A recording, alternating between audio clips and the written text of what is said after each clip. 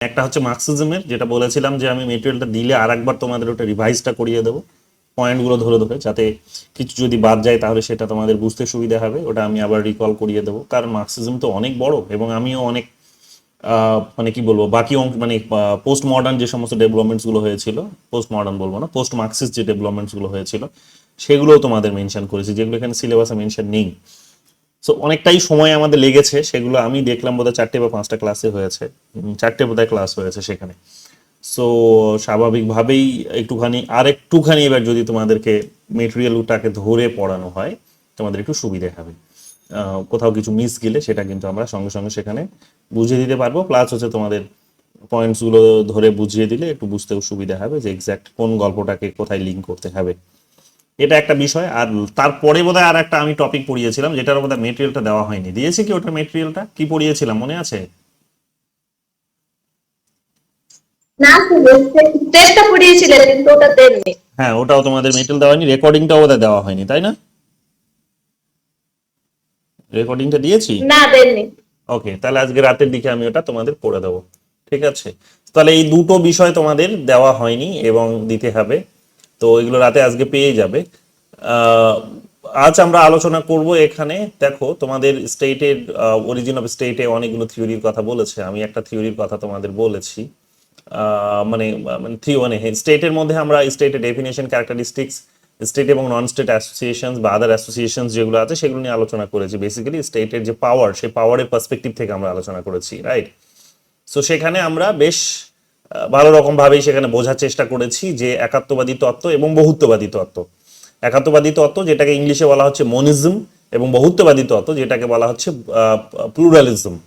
তো মনিজম এবং প্লুরালিজম, একাত্মবাদী এবং বহুত্ববাদী তত্ত্ব। একাত্মবাদীরা বেসিক্যালি আমরা দেখেছিলাম যে রাষ্ট্রের ক্ষমতাটিকে রাষ্ট্রের কাছেই রাখতে চায় এবং বলে যে এটাকে ভাগ করা যায় না, এটাকে শেয়ার করা যায় না, এটাকে বিচ্ছিন্ন করা যায় না, এটাকে কেড়ে নেওয়া যায় না, এই সমস্ত কথাগুলো বলেছিল। এবং রাষ্ট্রই একমাত্র প্রতিষ্ঠান যে জনগণের জন্য জনগণের সুরক্ষা এবং জনগণের উন্নতি সুনিশ্চিত করবে। তো এই কথাটা তারা বলার মধ্য দিয়ে তারা বেসিক্যালি যে কাজটা করলো সেটা হচ্ছে যে জনগণের সুরক্ষা এবং উন্নতি সুনিশ্চিত করার অভিভাবক হিসেবে তুলে ধরলো, এবং তারা বললো যে রাষ্ট্রই হচ্ছে একমাত্র প্রতিষ্ঠান, এর বাইরে আর কোনো প্রতিষ্ঠান নেই। এবং শুধু জনগণের মানে আভ্যন্তরীণ বিষয়গুলোকে সে দেখে তা নয়, জনগণের সাথে জড়িত, জনগণের উন্নয়নের সাথে এবং নিরাপত্তার সাথে জড়িত বিষয়গুলোকে ডিল করতে গেলে তাকে অন্যান্য দেশের সাথেও তাকে ডিল করতে হয়, অর্থাৎ আন্তর্জাতিক পরিসরে তাকে তার অ্যাক্টিভিটিসটা চালাতে হয়। এখন এটা করতে গিয়ে বেসিক্যালি যেটা আমরা দেখতে পাই সেটা হচ্ছে যে অনেকগুলো অ্যাক্টিভিটিস, ফাংশনস তার মধ্যে অটোমেটিক চলে আসে, এবং সেখানেও সে নিজে যা ডিসিশন নেয়, রাষ্ট্র যে ডিসিশনসগুলো নেয়, রাষ্ট্র একটা তো অ্যাবস্ট্রাক্ট নোশন, বিমূর্ত ধারণা, যাকে আমরা দেখতে পাই না, ছুঁতে পারি না, কিন্তু আমরা যাকে দেখতে পাই, ছুঁতে পারি, সেটা হচ্ছে সরকার। অর্থাৎ সরকারকে আমরা বলি রাষ্ট্রের রাষ্ট্রের প্রতিনিধি, রাষ্ট্রের হচ্ছে এজেন্ট।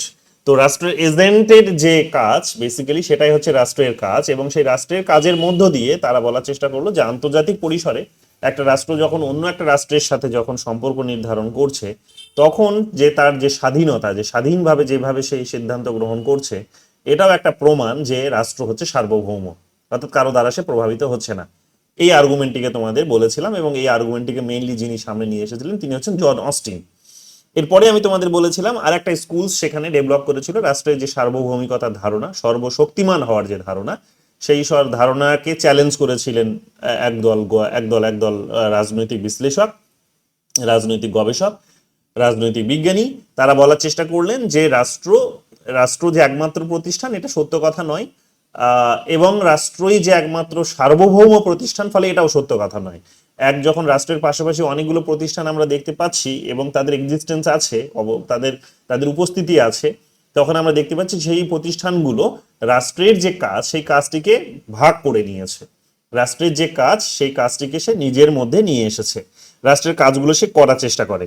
এখন এটা বলতে গিয়ে আমরা শুনেছি তাদেরকে বলতে যে রাষ্ট্রের কাজ হচ্ছে জনগণের ভালো মন্দ সুনিশ্চিত করা, রাষ্ট্রের জনগণের কল্যাণ সুনিশ্চিত করা, রাষ্ট্রের হচ্ছে কিসে ভালো হবে, কিসে তার উন্নতি হবে, হ্যাঁ, কোন বিষয়গুলো তাকে মানসিক আনন্দ দেবে, এই সমস্ত বিষয়গুলো দেখা। এবং সেটা করতে গিয়ে রাষ্ট্রের একটা বড় লিমিটেশনস দেখতে পাওয়া যায়, একটা সীমাবদ্ধতা দেখতে পাওয়া যায়। রাষ্ট্র সব কাজগুলো সে নিজে করতে পারে না, রাষ্ট্রের ভেতরে আরো অনেকগুলো প্রতিষ্ঠান আছে এবং রাষ্ট্রের বাইরেও অনেকগুলো প্রতিষ্ঠান আছে। সেই আভ্যন্তরীণ এবং বাহ্যিক এই প্রতিষ্ঠানগুলো রাষ্ট্রের যে কাজ সেই কাজগুলো সম্পূর্ণ করে, যেটা জনগণকে আনন্দ দেয়, জনগণকে সেখানে জনগণের উন্নতি বিধান করে এবং জনগণের নিরাপত্তাও to some extent this is how এটা সুনিশ্চিত করে। এই সমস্ত কথাগুলো বলার মধ্য দিয়ে এরা বোঝানোর চেষ্টা করলেন যে রাষ্ট্রের পাশাপাশি অন্যান্য আরো অনেক ইনস্টিটিউশনস আছে এবং সেই ইনস্টিটিউশনস গুলো সেগুলো রাষ্ট্রের অভ্যন্তরে যেমন আছে তেমনি রাষ্ট্রের বাইরেও আছে।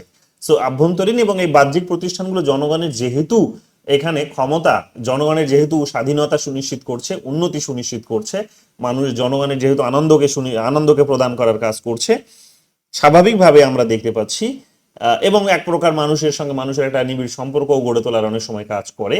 তো আলটিমেটলি যেটা দেখা যাচ্ছে সেটা হচ্ছে যে রাষ্ট্র একমাত্র তাহলে সার্বভৌম প্রতিষ্ঠান নয়, এই সার্বভৌম প্রতিষ্ঠান হওয়ার যে তার যে এই যে স্টেটাস, মর্যাদা, এই মর্যাদা এই প্রতিষ্ঠানগুলোর মধ্যে ভাগাভাগি হয়ে গেছে। যেটা জন অস্টিন এসে বলেছিলেন যে না, ভাগাভাগি করা যায় না। এরা দেখিয়ে এই সমস্ত নতুন প্রতিষ্ঠানগুলো অন্যান্য প্রতিষ্ঠানগুলোকে দেখিয়ে বললেন যে রাষ্ট্রের ক্ষমতাটা ভাগাভাগি হয়েছে, অর্থাৎ একে বিভাজ্য করা যায়, ভাজ্য করা যায় বা বিভাজ্য করা যায় এবং একে শেয়ারও করা যায়, একে বিচ্ছিন্নও করা যায়। এই সমস্ত ঘটনাগুলো, এই সমস্ত কথাগুলো তারা বললেন এবং তারা সেখানে চোখের সামনে যে সমস্ত প্রতিষ্ঠানগুলোকে নিয়ে আসলেন আমাদের দৃষ্টান্ত হিসেবে, সেই সমস্ত প্রতিষ্ঠানগুলো আমরা জানি যে আমাদের দেশে, যে কোনো রাষ্ট্রের ভেতরে অনেক প্রতিষ্ঠান আছে। সিভিল সোসাইটি যেমন একটা প্রতিষ্ঠানের ভূমিকা পালন করে, যেমন ক্লাবগুলো একটা প্রতিষ্ঠানের ভূমিকা পালন করে, এনজিও গুলো একটা ভূমিকা পালন করে। তো এরা সমস্ত কিছু হচ্ছে, বা মিডিয়াগুলো একটা ভূমিকা পালন করে। তো এরা সবাই নিজের পরিসরে নিজের যে উদ্দেশ্য, নিজের যে কার্যক্ষেত্র, সেই ক্ষেত্র থেকে তারা কি করে, জনগণের মতো করে তাদের পছন্দের একটা সার্ভিস প্রদান করার কাজ করে। যেমন যদি এনজিও গুলোর কথা বলি তাহলে বিভিন্ন ধরনের এনজিও আছে, আমরা জানি।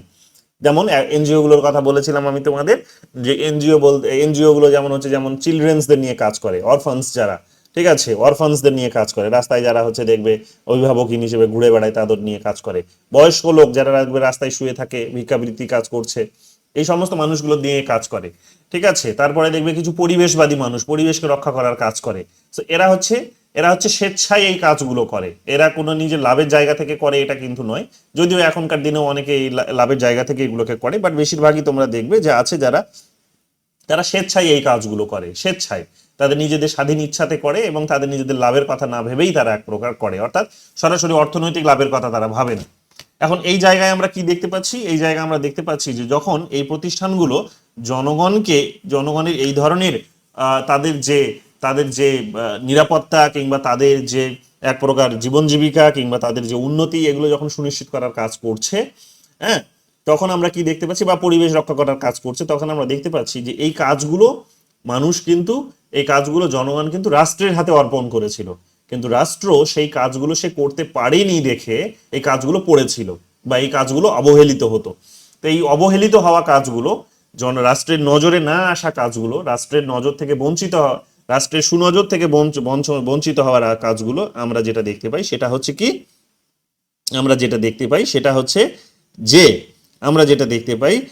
হচ্ছে এই প্রতিষ্ঠানগুলো করছে, যেটা রাষ্ট্রের করার কথা ছিল, তার মানে সেগুলো এই প্রতিষ্ঠানগুলো করছে। যখন এই প্রতিষ্ঠানগুলো করছে তখন স্বাভাবিকভাবেই এই বহুত্ববাদী থিঙ্কার্সরা বলার চেষ্টা করেন, তাহলে এটা প্রমাণিত হয়ে গেল যে যখন এই প্রতিষ্ঠানগুলো জনগণের হয়ে কাজ করছে, জনগণের সুযোগ সুবিধাগুলোকে দেখার কাজ করছে, তখন জনগণ এদেরকে কিন্তু টাইম টু টাইম মেনেও নিচ্ছে এবং এদের দিনে দিনে সংখ্যাটা বাড়ছে, দিনে দিনে এই প্রতিষ্ঠানগুলোর সংখ্যাটা দিনে দিনে বাড়ছে এবং শুধু তাদের সংখ্যাটাই বাড়ছে না, তাদের কার্যের যে পরিধি, কার্যের যে ক্ষেত্র, হ্যাঁ, নেচার এবং যে স্কোপ, সেই স্কোপটাও কিন্তু বাড়ছে।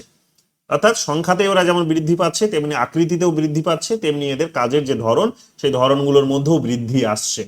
এগুলো পরিষ্কার বলে দিচ্ছে যে এই বৃদ্ধি হচ্ছে তার কারণ এরা মোটিভেশন পাচ্ছে, কাজটা করার মোটিভেশন পাচ্ছে, সংগঠনটিকে বড় করার মোটিভেশন পাচ্ছে, অনুপ্রেরণা পাচ্ছে। আর কোথা থেকে পাচ্ছে না, যাদের জন্য করছে তারা তো শাবাশি দিচ্ছেই, তাদের তো ভালো হচ্ছে, তারা শাবাশি দিচ্ছেই, তারা প্রশংসা করছে, প্লাস একটা গ্রেটার যে সোসাইটি আমাদের আছে, একটা বড় যে সমাজ আমাদের আছে, যে সমাজ রাষ্ট্রকে এই দায়িত্বগুলো দিয়েছিল, রাষ্ট্র যেহেতু করতে পারছে না, এরা যেহেতু করছে, তাই এদেরকেও এখানে সমাজ কিন্তু বলছে যে খুব ভালো কাজ করছো, এই প্রশংসাটা তাদের কিন্তু করছে, অর্থাৎ এক প্রকার প্রশংসা করার মধ্য দিয়ে, এবং শুধু প্রশংসা নয়, তাদের বিভিন্ন রকম ভাবে আর্থিক সহযোগিতা, তাদের বিভিন্ন রকমের ভাবে আইনি সহযোগিতা, তাদেরকে বিভিন্ন রকম ভাবে দেখবে বিভিন্ন রকমের জটিলতা থেকে তাদেরকে মুক্ত রাখা এবং তাদেরকে আগলে রাখার কাজ করে, যে তুমি করো, তোমার উপরে কোনো রকমের ক্ষতি আমি হতে দেবো না, আমরা তোমাদেরকে আগলে রাখবো। তো এদেরকে আগলে রাখা হয়। তো এই যে আগলে রাখার ব্যবস্থা, এইটাকেই বলা হচ্ছে যে এটা এটা আনুগত্য। হ্যাঁ, এটাকে বলা হচ্ছে আনুগত্য, অব্লিগেশনস। যে অব্লিগেশনসটা জনগণ রাষ্ট্রকে দিত, রাষ্ট্র যেহেতু জনগণের হয়ে কাজ করছিল তাই, কিন্তু রাষ্ট্রের পাশাপাশি এই প্রতিষ্ঠানগুলোও যেহেতু জনগণের হয়ে কাজ করছে, তাই এরা বলছে যে তুমি করো, যেমনি বলছে তুমি করো, বা এদের যেমনি বৃদ্ধি পাচ্ছে এরা সংখ্যাতে, নিজেদের কাজের পরিধিতে, এলাকাতে, তেমনি এটা প্রমাণিত হয়ে যাচ্ছে যে জনগণের কোথাও আনুগত্যটা এদের প্রতি আছে, সহানুভূতি, ভালোবাসা, সিম্প্যাথিটা এদের প্রতি আসে, তাই এরা বৃদ্ধি পাচ্ছে। এইটা যখন হচ্ছে, স্বাভাবিকভাবে আমরা বুঝতে পারছি, স্বাভাবিক নিয়মেই আমরা যেটা বুঝতে পারছি সেটা হচ্ছে যে স্বাভাবিক নিয়মে আমরা যেটা বুঝতে পারছি সেটা হচ্ছে যে আমাদের এই প্রতিষ্ঠানগুলোরও এক প্রকার কিন্তু ক্ষমতা কিন্তু বলতে পারে এক প্রকার দৃশ্যমান হচ্ছে। কারণ ক্ষমতা বলতে কি বোঝায়? ক্ষমতা বলতে বোঝায় জেনারেলি যে জনগণের সমর্থন। ক্ষমতা বলতে যেটা বোঝায় আমাদের এই রাজনৈতিক ব্যবস্থায় যেটা আমরা বুঝে থাকি সেটা হচ্ছে যে এক প্রকার মানুষের যে সিদ্ধান্ত, সেই সিদ্ধান্তকে প্রভাবিত করার এক প্রকার অ্যাক্টিভিটিস। তাহলে সেই অ্যাক্টিভিটিস গুলো, মানুষের যে সিদ্ধান্ত, যে মানুষ তাদেরকে সম্মতি দিচ্ছে, এই সম্মতির এই বিষয়গুলোকে আমরা কি দেখতে পাচ্ছি? এই সম্মতির এই বিষয়গুলোতে আমরা দেখতে পাচ্ছি যে রাষ্ট্র, এই প্রতিষ্ঠানগুলো সেখানে জনগণের সম্মতি পাচ্ছে। যখনই সম্মতি পাচ্ছে, তার লেজিটিমেসি পাচ্ছে, তারা যখনই কনসেন্ট পাচ্ছে কাজ করার, সম্মতি পাচ্ছে যে হ্যাঁ তুমি কাজ করো, তোমাকে আমি সম্মতি দিচ্ছি, যখন এই সম্মতিটা পাচ্ছে, সঙ্গে সঙ্গে তাদের পাওয়ারটা লেজিটিমেট পাওয়ারে কিন্তু কনভার্ট হয়ে যাচ্ছে। যদিও সেটা লেজিটিমেসির মধ্যে একটা ছোট্ট এখানে পার্থক্য থাকে। একটা লেজিটিমেসি যেটা সরাসরি আইন তৈরি করার, যেটা শুধুমাত্র তারা জনগণ, রাষ্ট্রকেই দিয়েছে, রাষ্ট্র একমাত্র আইন তৈরি করতে পারে। কিন্তু আইন ছাড়াও জনগণকে কাজ করার অধিকার দেয়, এই প্রতিষ্ঠানগুলোকে, এই রাষ্ট্রের বাইরে যে আরো অন্যান্য প্রতিষ্ঠানগুলো আছে, সেই প্রতিষ্ঠানগুলোকে আইন তৈরি করার ক্ষমতা না দিলেও তাদেরকে কাজ করার একটা ক্ষমতা দিচ্ছে, অর্থাৎ কাজ করার জন্য আনুগত্য প্রদান করছে। তো যেমনি তারা আনুগত্য প্রদান করছে, তাদেরটাও এক প্রকার লেজিটিমেট একটা পাওয়ার বা লেজিটিমেট ফাংশনস হিসেবে কনসিডার হচ্ছে। এবং সেই জায়গা থেকে আমরা দেখতে পাচ্ছি যে অন্যান্য প্রতিষ্ঠানগুলো রাষ্ট্রের ক্ষমতাটা তার মানে কিন্তু কেড়ে নিয়েছে, কিংবা অন্যান্য প্রতিষ্ঠানগুলোর মধ্যেও রাষ্ট্রের যে ক্ষমতা, সে ক্ষমতাটা কিন্তু ভাগ হয়ে গেছে। রাষ্ট্রের কাজ ভাগ হওয়ার সঙ্গে সঙ্গে ক্ষমতাটাও ভাগাভাগি হয়ে গেছে। তো এইরকম ভাবে বহুত্ববাদী থিঙ্কার্সরা এসে বলার চেষ্টা করলেন যে রাষ্ট্রই একমাত্র আর প্রতিষ্ঠান নয়, বরং রাষ্ট্রের বাইরেও অনেক প্রতিষ্ঠান আছে যেগুলো দেশের মধ্যেও দেখা যেতে পারে, রাষ্ট্রের ভেতরে দেখা যেতে পারে।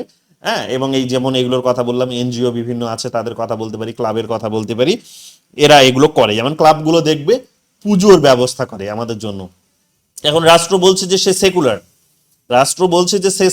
কেন সে সেকুলার বলছে? না, সে পক্ষপাতিত্ব যাতে তার দ্বারা না হয় সেই কারণে করছে। তাকে যাতে কেউ সেখানে তার কাজের প্রতি যাতে আঙ্গুল তুলতে পারে, সেই কারণে বলছে যে আমি নিরপেক্ষ থাকবো। কিন্তু ওর নিরপেক্ষ থাকার তো কথা ছিল না, ওকে পক্ষপাতিত্ব করারই কথা ছিল তার। কিন্তু সেই পক্ষপাতিত্বও আবার নিউট্রালি হতে হবে, কিন্তু সেইটা না করে সে কি করলো? সে বললো যে আমি আমি এইরকম কোনো কাজ করব না যেটাতে কন্ট্রোভার্সি ক্রিয়েট হবে। তো এই জায়গা থেকে যখন সে নিজেকে দূরে রাখছে, তখন তো দেখা যাচ্ছে যে এই কাজগুলোও কেউ এসে করে দিচ্ছে। কারা করছে এই কাজগুলোই দেখবো আমরা দেখতে পাবো যে কতগুলো প্রতিষ্ঠান করছে, এনজিও যাদেরকে বলা হচ্ছে বা ক্লাব যাদেরকে বলা হচ্ছে। এটা কি করে না, দেখবে জনগণের কাছ থেকে টাকা কালেক্ট করে, কিংবা তারা নিজেরা কোনো একটা জায়গা থেকে ফান্ড কালেক্ট করে সেই টাকাতে জনগণের জন্য একটা অনুষ্ঠানের ব্যবস্থা করে। যেমন ধর্মীয় অনুষ্ঠানগুলোর ব্যবস্থা করে, মন্দির তৈরি করছে, মসজিদ তৈরি করছে, কিংবা পুজোর ব্যবস্থা করছে। তো সেই সময় একটা নির্দিষ্ট সময় মানুষকে আনন্দ দেওয়ার কাজ করছে। তার মানে ওই সময় মানুষ আনন্দ চায়, এই আনন্দ দেওয়াটার দায়িত্বটা ছিল রাষ্ট্রের, কিন্তু রাষ্ট্র এটা দিতে পারছে না। কে দিচ্ছে আনন্দটা দিচ্ছে বহুত্ববাদীরা। এই প্রতিষ্ঠানগুলো অন্যান্য প্রতিষ্ঠানগুলো রাষ্ট্রের মানে কমপ্লিটলি মতো নয়, কিন্তু রাষ্ট্রের মতোই অনেকটা, হ্যাঁ কমপ্লিটলি নয় কিন্তু অনেকাংশে আমরা রাষ্ট্রের মতোই তাকে প্রতিষ্ঠান হিসেবে দেখি। এবং তারা এখানে এই পুজো পার্বণগুলো করার চেষ্টা করছে, এবং যখনই করছে মানুষ যেমনি সেই পুজো প্যান্ডেল দেখতে যাচ্ছে, তেমনি এটা কিন্তু প্রমাণিত হয়ে যাচ্ছে যে মানুষ এই প্রতিষ্ঠানগুলোর প্রতি তার আনুগত্য প্রদান করে দিয়েছে বা করছে। সো এইরকম ভাবে যেটা ক্লাস চলছে, বন্ধ করে দেবে। হ্যাঁ, কাজ করছে না? কোন লিঙ্ক থেকে করছিস তুই?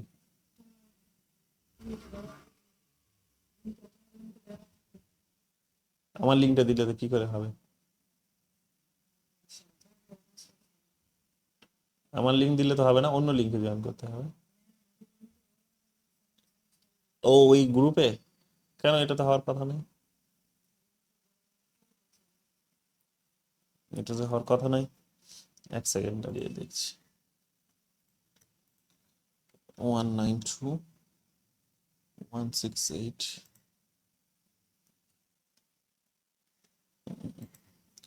192।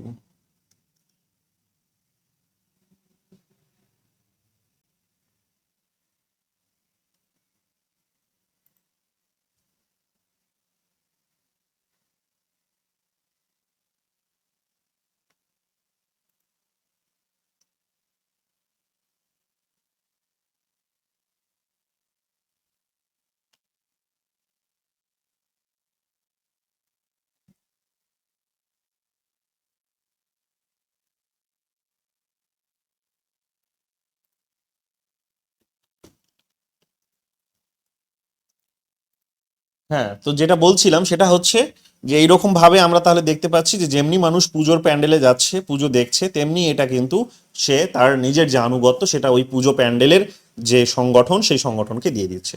তো এইরকম ভাবে তারা বলার চেষ্টা করছে যে আরো অনেক এই রকমের কতগুলো প্রতিষ্ঠান আছে, যে প্রতিষ্ঠানগুলো কি করে এখানে রাষ্ট্রের যে কাজ সেই কাজটা করার মধ্য দিয়ে তারা কি করছে, রাষ্ট্রের যে পাওয়ার সেই পাওয়ারটিকেও রাষ্ট্রের কাছ থেকে এক প্রকার ছিনিয়ে নিচ্ছে। সো এইটা তারা এখানে কিন্তু বলার চেষ্টা করছে। তাহলে একাত্মবাদীরা যে দাবিটা করেছিল যে রাষ্ট্রই সর্বশক্তিমান, এখানে রাষ্ট্রের কাজটা ভাগ হওয়ার সঙ্গে সঙ্গে কিন্তু সেই সর্বশক্তিমানের হওয়ার যে ক্ষমতা তার, সেই ক্ষমতাটা ভাগাভাগি হয়ে যাচ্ছে বা শেয়ার হয়ে যাচ্ছে। তো এখন এই আর্গুমেন্টগুলো আমরা সেখানে কিন্তু দেখতে পাই, কার আলোচনার মধ্যে দেখতে পাই না, বহুত্ববাদী থিঙ্কার্স। আমি মিডিয়ালটা দিয়ে তখন বই একাত্মবাদী বহুত্ববাদীদের নাম তোমরা সেখানে পাবে। তো যাই হোক, এই সমস্ত আলোচনা আমরা সেখানে পাচ্ছি, এটা জলের মতো একেবারে পরিষ্কার। এখন যখন বহুত্ববাদীরা, আমি বোধহয় এদিন ওই কথাগুলো বলিনি, আজকে বলে দিচ্ছি, যে যখন বহুত্ববাদীরা এই অভিযোগটি নিয়ে আসছে একাত্মবাদীদের বিরুদ্ধে যে রাষ্ট্র ক্ষমতাশীল নয়, চূড়ান্ত ক্ষমতাশীল কোনো প্রতিষ্ঠান নয়, বরং আরও তার পাশাপাশি দেশের ভেতরে, রাষ্ট্রের ভেতরে অনেক প্রতিষ্ঠান আছে এবং তাদের কাজগুলো, রাষ্ট্রের কাজ যেহেতু এরাই করছে তাই এরাও রাষ্ট্রের মতো ক্ষমতাশালী।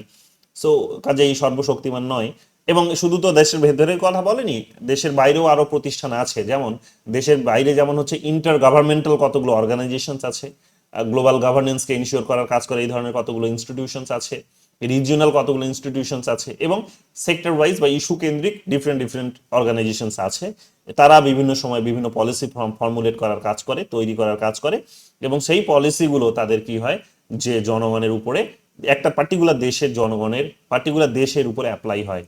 তো যখন অ্যাপ্লাই হচ্ছে তখন দেশের জনগণ সেটাকে মেনে নিচ্ছে, দেশের সরকার তখন সেই আইনটাকে সবার প্রথমে মেনে নেয় এবং সেই মতো করে রিয়্যাক্ট করে, সেই মতো করে তারা রিয়্যাক্ট করে। যেমন উদাহরণ হিসেবে বলতে পারি, ইউনাইটেড নেশনস আমাদের, আমরা জানি 1948-এ, ইউনাইটেড নেশনস 1948-এ 10th ডিসেম্বর আমাদের জন্য একটা বড় আইন নিয়ে এসেছিল।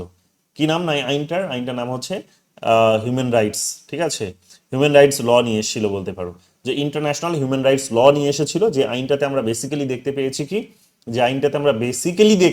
যে আইনটাকে যেটা করা হয়েছে সেটা হচ্ছে যে রাষ্ট্রগুলো তার দেশের নাগরিকদের সাথে কি ধরনের আচরণ করবে, তার কোন কোন অধিকারগুলোকে সুনিশ্চিত করতে হবেই, এই ধরনের একটা বলতে পারো নীতিমালা তৈরি করে দিয়েছে। হিউম্যান রাইটস যে সমস্ত আইনটা এসেছিল, জানো যে মানবাধিকার আইন, যেটা আন্তর্জাতিক মানবাধিকার আইন, সেই আইনে এই কথাগুলোই বলা হয়েছে যে কোন অধিকারগুলোকে মানুষকে দিতেই হবে, এগুলো কোনগুলো তাদের অধিকার, এগুলো থেকে বঞ্চিত করা যাবে না। তো সেই নীতিটা যখন তারা তৈরি করে দিচ্ছে, একটা গ্লোবালি যখন তারা নীতিটা তৈরি করে দিচ্ছে, এবং সেই নীতি যখন বিশ্বের সমস্ত রাষ্ট্রগুলোর উপরে যখন অ্যাপ্লাই হচ্ছে, তখন দেখা যাবে কি, যখন এটা ইমপ্লিমেন্ট হচ্ছে তখন দেখা যাবে যে রাষ্ট্রগুলো বাধ্য হচ্ছে এক প্রকার কি করতে না, সেই নীতিকে সামনে রেখে নিজের দেশের আইন কানুনগুলোকে বদল ঘটানোর। যেমন আমরা দেখতে পাবো যে 1948-এ সেই আইনটা আসলো, আর আমাদের দেশে এসে, আমাদের 1993-র দিকে এসে তোমরা দেখতে পাবে যে হিউম্যান রাইটস কমিশন ফর্ম করা হয়েছে। কেন হিউম্যান রাইটস কমিশন ফর্ম করা হলো? কারণ প্রেশার আসছিল উপর থেকে, ইউনাইটেড নেশনস থেকে প্রেশার আসছিল যে ভারতকে হিউম্যান রাইটস কমিশন ফর্ম করতে হবে এবং সেই কমিশনসের মধ্য দিয়ে জনগণের যে অধিকার সেই অধিকারগুলোকে সুনিশ্চিত করতে হবে। তো এই যে যখন ভারত দীর্ঘদিন ধরে হয়তো এটা ফেলে রেখেছিল, করেনি, কিন্তু এই 1993-তে এসে যখন সে করতে এক প্রকার বাধ্য হচ্ছে, তখন আমরা কি দেখতে পাচ্ছি? আমরা দেখতে পাচ্ছি যে যেহেতু সে একটা অন্য মানে রাষ্ট্র নয় কিন্তু রাষ্ট্রের মতো একটা প্রতিষ্ঠান যার তৈরি করা নীতিমালা বা আইন সে যখন নিজে বাধ্য হয়ে যখন নিজের দেশের মধ্যে অ্যাপ্লাই করছে এবং সেই মতো নিজের প্রতিষ্ঠান তৈরি করছে, সেই মতো নিজের দেশের ভেতরে আবার কোনো আইন কানুনের মধ্যে বদল ঘটাচ্ছে, তার নিজের নীতিমালার মধ্যে ঘটন ঘটাচ্ছে, তখন আমরা পরিষ্কার দেখতে পাচ্ছি যে এটা তার স্বাধীন সিদ্ধান্ত নয়। এই সিদ্ধান্তটা ওদের তৈরি হওয়া সিদ্ধান্ত দ্বারা প্রভাবিত, তাই না? সো এটা নিজের থেকে সিদ্ধান্তটা নিচ্ছে তা নয়, ইউনাইটেড নেশনসের সিদ্ধান্তের ফলে আজকে বাধ্য হচ্ছে এই ধরনের তাদের নিজেদের সিদ্ধান্ত বদলাতে। তো যখন এই ঘটনাটা ঘটছে তখন এটাও প্রমাণ হয়ে যাচ্ছে যে ইন্টারন্যাশনাল লেভেলে কতগুলো অর্গানাইজেশনস আছে, সেই অর্গানাইজেশনস গুলো যে কথাগুলো বলে সেই মতো যখন একটা দেশ তার নিজের নীতিমালার মধ্যে বদল ঘটায়, আইন কানুনের মধ্যে বদল ঘটায়, প্রাতিষ্ঠানিক নিয়ম কানুনের মধ্যে বদল ঘটায়, তখন এটা প্রমাণ হয়ে যায় যে রাষ্ট্র আর সেখানে সার্বভৌম থাকে না। রাষ্ট্র যেটা হয়ে যায় সেটা কি? রাষ্ট্র যেটা হয়ে যায় সেটা হচ্ছে যে রাষ্ট্র আর সার্বভৌম থাকে না। রাষ্ট্র বেসিক্যালি এখানে যেটা হয়ে যায় সেটা হচ্ছে যে রাষ্ট্র একটা শেয়ার্ড ইনস্টিটিউশনস, যার ক্ষমতা, যার কার্যাবলী যেগুলো কিন্তু শেয়ার হয়ে গেছে, বা সার্বভৌম হওয়ার যে বিশেষ করে ক্ষমতা, সার্বভৌম মানে যে সব সিদ্ধান্ত স্বাধীনভাবে নেবে, কিন্তু সেই স্বাধীনতাটা যখন আর থাকছে না তখন এটা প্রমাণ হয়ে যাচ্ছে যে সে আর সার্বভৌম নয়, তার সার্বভৌমিকতা অনেক জায়গাতে এখানে আন্ডারমাইন হয়ে গেছে, অনেক জায়গায় শেয়ার হয়ে গেছে। তো এরকম ভাবে আমরা দেখতে পাবো দেশের ভেতরে কতগুলো প্রতিষ্ঠান এবং দেশের বাইরে কতগুলো প্রতিষ্ঠান আছে আন্তর্জাতিক পরিসরে, যারা কি করে, যে নীতিগুলো গ্রহণ করে, সেই নীতি অনুসারে নীতিকে মান্যতা দিয়ে যখন দেশের মধ্যে পরিবর্তন ঘটে, দেশের আইন কানুনের মধ্যে বা রাষ্ট্রের আইন কানুনের মধ্যে যখন পরিবর্তন ঘটে, মান্যতা দিয়ে, এটা মাথায় রাখবে যে মান্যতা দিয়ে যখন ঘটে তখন এটা প্রমাণিত হয়ে যায় যে রাষ্ট্র সার্বভৌম প্রতিষ্ঠান একটা নয়। সো বহুত্ববাদীরা এই জায়গাটাকে তারা দেখানোর চেষ্টা করেছেন। সো এটা গেল একাত্মবাদীদের সাথে বহুত্ববাদীদের একটা পার্থক্য। এবার এই যেটা বলছিলাম, যেখান থেকে আবার বেরিয়ে আসলাম, সেটা হচ্ছে যে এই বহুত্ববাদীরা এইরকম ভাবে যখন একাত্মবাদীদেরকে তারা যখন অ্যাটাক করছে, যে তাদের আর্গুমেন্ট আসলে কমপ্লিট একটা আর্গুমেন্ট নয়, তাদের আর্গুমেন্টটিকেও সমালোচনা করা যেতে পারে, তখন একাত্মবাদীরা কোথাও আবার নিজেদেরকে রিভাইভ করার চেষ্টা করছে, পুনরুত্থান করার চেষ্টা করছে নিজেদের ভাবনাকে। কিভাবে তারা পুনরুদ্ধার করার চেষ্টা করছে? হ্যাঁ হ্যাঁ, রেকর্ডিং হচ্ছে। সো পুনরুদ্ধার করার চেষ্টা করছে ঠিক এইরকম ভাবে, পুনরুদ্ধার করার চেষ্টা করছে এইরকম ভাবে যে এই যে প্রতিষ্ঠানগুলোর কথা বহুত্ববাদীরা বলল, যে এই যে প্রতিষ্ঠানগুলো যেগুলো নাকি রাষ্ট্রের কাজগুলো করে দিচ্ছে, যেগুলো রাষ্ট্রের করার কথা ছিল কিন্তু অন্যান্য প্রতিষ্ঠানগুলো করে দিচ্ছে, তাহলে তো রাষ্ট্র একক সার্বভৌম ক্ষমতাশীল প্রতিষ্ঠান নয়। তো এই যে দাবিটা তারা যে করলো, এই দাবিটা কি আসলে সত্যিই কি রাষ্ট্রের ক্ষমতাটিকে কি দুর্বল করে? একাত্মবাদীরা বলছে না, দুর্বল করে না। কেন করে না? তার কারণ এই যে প্রতিষ্ঠানগুলো যাদেরকে সামনে রেখে বহুত্ববাদীরা একাত্মবাদী চিন্তাকে চ্যালেঞ্জ করলো, সমালোচনা করলো, তো তাদেরও একটা সীমাবদ্ধতা হচ্ছে এটাই, বা তারা ভালো করে বুঝতে পারেনি ব্যাপারটিকে বা অ্যানালাইজ করতে পারেনি, সেটা হচ্ছে এটাই যে দেশের ভেতরের যদি প্রতিষ্ঠানগুলোর কথা বলা হয় তাহলে সেই প্রতিষ্ঠানগুলো মানে রাষ্ট্রের পাশাপাশি অন্যান্য প্রতিষ্ঠানগুলো, তাহলে দেখা যাবে যে এরা যতটা না পাশাপাশি অবস্থান করে তার থেকে বেশি যেটা অবস্থান করে, এদের অবস্থানটা হচ্ছে অনেকটা সাবঅর্ডিনেট মানে অধস্তন। এরা রাষ্ট্রের অধীনে আছে, রাষ্ট্রের ভেতরে আছে, এবং রাষ্ট্রের যে তৈরি করা আইন কানুন, সেই আইন কানুনগুলো মেনেই এরা কিন্তু কাজগুলো করছে। কাজেই একভাবে এটা বলা যেতে পারে যে রাষ্ট্রের যে ক্ষমতা, আইন তৈরি করার ক্ষমতা, এই আইন তৈরি করার ক্ষমতাটা জনগণ শুধু রাষ্ট্রকেই দিয়েছে। তো এই আইন তৈরি করার ক্ষমতাটা জনগণ যখন শুধুমাত্র রাষ্ট্রকেই দিয়েছে, এবং রাষ্ট্র যখন সেই মতো আইন কানুন তৈরি করে যখন জনগণের উপরে যখন শাসন করছে, আইন তৈরি করছে, জনগণের ইচ্ছে মতো যখন আইন তৈরি করছে, এবং সেই ইচ্ছের বহিঃপ্রকাশগুলো ঘটানোর একটা মাধ্যম হিসেবে যখন প্রতিষ্ঠানগুলো কাজ করছে, তখন এটা আসলে বহুত্ববাদীরা যে দাবিটা করছে যে এই ক্ষমতাটা শেয়ার হয়ে গেছে, আসলে শেয়ার হয়নি। এরা অধীনে আছে, রাষ্ট্রের অধীনে আছে, রাষ্ট্রের কাজগুলো এরা করে দিচ্ছে, কিন্তু রাষ্ট্রের নিয়ম মেনেই, রাষ্ট্রের তৈরি করা আইনগুলো মেনেই এই প্রতিষ্ঠানগুলো, অন্যান্য প্রতিষ্ঠানগুলো কাজ করছে। কাজে যেহেতু ওদের নিয়ম মেনে কাজ করছে, তাহলে তো এরাও তো অধীনেই আছে এক প্রকার, তাহলে সার্বভৌম ক্ষমতাটা কিভাবে নষ্ট হয়? তো এই কথাটা তারা এখানে বলার চেষ্টা করেছে। আবার আন্তর্জাতিক পরিসরে যে সমস্ত প্রতিষ্ঠানগুলো, সেই প্রতিষ্ঠানগুলোকেও এখানে তারা একাত্মবাদীরা বলছেন যে আন্তর্জাতিক পরিসরে যে প্রতিষ্ঠানগুলো আছে, ইউনাইটেড নেশনস আছে, আইএমএফ আছে, ওয়ার্ল্ড ব্যাংক আছে, ডাব্লিউটিও আছে, আইএলও আছে, তারপরে ডাব্লিউএইচও আছে, হ্যাঁ, এরকম অসংখ্য তোমরা প্রতিষ্ঠান খুঁজে পাবে, শয়ে শয়ে প্রতিষ্ঠানে এরকম আছে। এনজিও আছে, ইন্টারন্যাশনাল এনজিও আছে, সেখানে দেখবে ইন্টার গভর্নমেন্টাল এনজিও আছে, চ্যারিটি আছে বিভিন্ন দেখবে। সো এদেরকে নন স্টেট অ্যাক্টর বলা হয়, নন স্টেট অ্যাক্টর, যে অরাষ্ট্রীয় কারক বলা হয় এদেরকে বাংলায়। তো এই অরাষ্ট্রীয় কারকগুলোও বেসিক্যালি যেটা করে সেটা হচ্ছে যে তারা তাদের মতো করে হয়তো কাজ করে ঠিকই, কিন্তু কথাটা হচ্ছে এটাও অমান্য করা যাবে না, এটাও অমান্য করার জায়গা একেবারেই নেই যে এরা একটা স্বাধীনভাবে একটা একটা আন্তর্জাতিক পরিসরে বসবাস করে না। এরা স্বাধীনভাবে আন্তর্জাতিক পরিসরে বসবাস করে না। এরাও দেখবে যাদের দ্বারা পরিচালিত হচ্ছে, যে মানুষগুলো দ্বারা পরিচালিত হচ্ছে, সেই মানুষগুলো কোনো না কোনো দেশ থেকে বিলং করে। হয়তো অনেকগুলো দেশের নাগরিক মিলে হয়তো সেই সংগঠনটা তৈরি হতে পারে, এটা হতে পারে, কিন্তু কথাটা হচ্ছে যে প্রত্যেকটা নাগরিক, প্রত্যেকটা সদস্যই, ওই সংগঠনের প্রত্যেকটা সদস্যই এক একটা দেশের কোনো না কোনো একটা দেশের কিন্তু সে নাগরিক, এবং সে নাগরিক হওয়ার সুবাদে তাকে দেশের নিয়ম কানুন মেনেই কিন্তু ওই আন্তর্জাতিক সংগঠনটা তৈরি করতে হয়। সে যদি ধরো একটা সংগঠন তৈরি করলো, করে এখন ভাবছে যে সেই সংগঠনে আমি এখন টাকা দান করব, তো টাকা দান করতে হলেও তাকে দেশের আইনকে মেনেই তাকে টাকা দান করতে হয়। দেশের আইনকে ইগনোর করে সে দেশে টাকা অন্য দেশে বা সংগঠনে পাঠিয়ে দেবে, এটা কিন্তু হবে না, এটা হয় না জেনারেলি। তো এই জায়গা থেকেও দেখা যাচ্ছে যে রাষ্ট্রের তৈরি করা যে আইন, সেই আইনটাও কিন্তু এক প্রকার সার্বভৌম। এবং এই প্রতিষ্ঠানগুলো রাষ্ট্রের কাজটিকে হয়তো একটু কমিয়ে দিতে পারে, কিন্তু এটা ভাবা ভুল যে রাষ্ট্রের ক্ষমতাটিকে তার মানে তারা কমিয়ে দিয়েছে। রাষ্ট্রের কাজ শেয়ার হওয়া আর রাষ্ট্রের ক্ষমতা ভাগাভাগি হওয়া, হ্যাঁ, শেয়ার হতে পারে, কিন্তু কাজটা শেয়ার হতে পারে, কিন্তু ভাগাভাগি হওয়া, এই দুটোর মধ্যে পার্থক্য আছে। তো এইরকম ভাবে তারা পার্থক্য করার চেষ্টা করেছে যে শেয়ার হতে পারে কাজটা, যেটা রাষ্ট্র করছিল সেটা এখন আন্তর্জাতিক সংগঠনগুলো করছে, এটা হয়তো হতে পারে, কিন্তু তার মানে এই নয় যে রাষ্ট্রের ক্ষমতাটা একেবারে দুর্বল হয়ে গেছে, না। অনেক সময় দেখা যাবে যে এই সংগঠনগুলো নিজেরা অনেক সময় অনেক ভুলভাবে কাজ করে। তারা দেখা যাবে যে তারা কাজ করতে গিয়ে একটা দেশের জনগণের উপরে অনেক সময় অ্যাটাক করে। তো অনেক জনগণের ক্ষতি করে, ভালো করতে গিয়ে ক্ষতি করে বসলো, এই কাজগুলোও করে। যখন করে তখন দেখা যাবে যে রাষ্ট্র তাদেরকে আবার পানিশমেন্ট দেওয়ারও ব্যবস্থা করে, এমনটা নয় যে তারা পানিশমেন্টের ঊর্ধ্বে। যেমন আন্তর্জাতিক পরিসরে বিভিন্ন প্রতিষ্ঠানের যদি কথা বলো, তাহলে মাল্টি ন্যাশনাল কর্পোরেশনস গুলোর কথা বলা যেতে পারে, যেগুলোকে বাংলায় বলা হয় বহুজাতিক সংস্থা, যারা একটা দেশ থেকে আর একটা দেশে গিয়ে ব্যবসা করে। যেমন ফেসবুক, যেমন অ্যামাজন, যেমন বড় বড় কোম্পানিজ, যেগুলো যে একটা দেশে সে তৈরি হয়েছে, একটা দেশে সে কোম্পানি, কিন্তু অন্য অনেকগুলো দেশে হয়তো সে ব্যবসা করে গিয়ে। সো এদেরকে বলা হচ্ছে বহুজাতিক সংস্থা।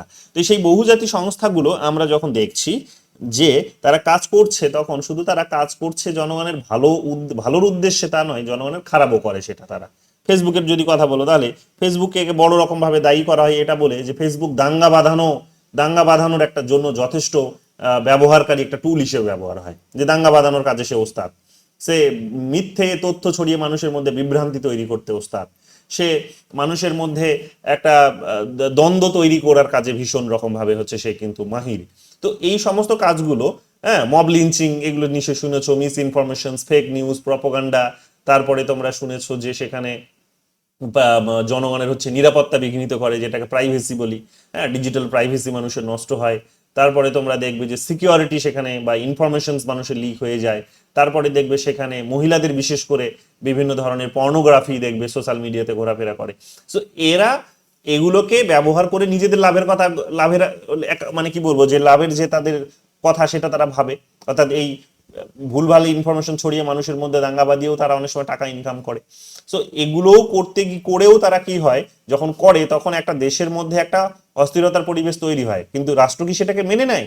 না, রাষ্ট্র মেনে নেয় না। কারণ সে সর্বশক্তিমান হওয়ার সুবাদে সে ওই প্রতিষ্ঠানটিকে জরিমানা করে, তাকে পানিশমেন্ট দেয়। যেমন ইউরোপিয়ান ইউনিয়নে দেখবে জিডিপিআর বলে একটা আইন এসেছে, হ্যাঁ, জেনারেল ডেটা প্রোটেকশনস এক টাইপের একটা আইন এসেছে, জেনারেল ডেটা। তো জেনারেল ডেটা মানে হচ্ছে জনগণের তথ্য, যে ডিজিটাল তথ্য, কোন তথ্য? না এই যে আমার ফোনটা এখানে আছে, যত এসএমএস আসছে সেই এসএমএস গুলো তারা রেকর্ড করছে, যত কথা বলছি আমি সেই কথাগুলো তারা রেকর্ড করছে। সো এইরকম ভাবে যা কিছু আমি করছি আমার ফোনে সবকিছু রেকর্ড হচ্ছে, এবং সেই ফোনের এই তথ্যগুলোকে নিয়ে, কোটি কোটি মানুষের তথ্যগুলোকে নিয়ে ওরা জেনারেলাইজ করে বোঝার চেষ্টা করছে যে এই দেশের মানুষ কি চায়, কখন চায়, কেন চায়, কিভাবে চায়। এবং এটাকেই তারা দেখবে আর একটা কোম্পানি খুলে সেই চাহিদাটুকু মানুষের এসে হয়তো পূরণ করার চেষ্টা করে। সো এইরকম ভাবে দেখবে তথ্যগুলো আজকে কিন্তু খুব গুরুত্বপূর্ণ হয়ে গেছে।